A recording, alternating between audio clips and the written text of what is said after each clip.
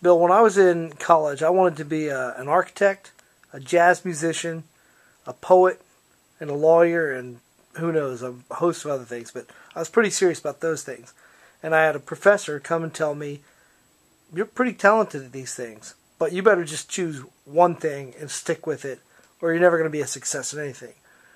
But one of your common sense practices was to become more than a one-track person. What do you mean by that? Well, I believe you need to have one main objective. And your professor was right. You know, you need to be able to get on track for one thing that you really have a passion about.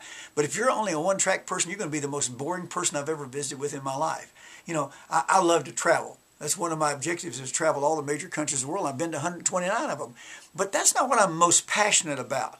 I really enjoy sports, but I know people who, you know, they decorate their house in all the sports paraphernalia. They even wear sports underwear. Well, you know, that's going a little bit beyond. Those people are pretty well one-track minded. They can only talk about the Cowboys and the Dallas football team. You know what? They're really boring if you're not interested in Dallas football. So I believe you should be the type of person who has a lot of tracks that you are interested in and that you can talk about. You know, I really like photography. You know, you're a friend of mine who is a great photographer. I love to talk with you about photography. Now, I'm not any good at it, and you even make fun of my photography. But you know what? Not. Yes, you do. But the bottom line is, and my wife won't even loan me her camera. It's that bad. But, you know, I know enough about it that I can talk about it.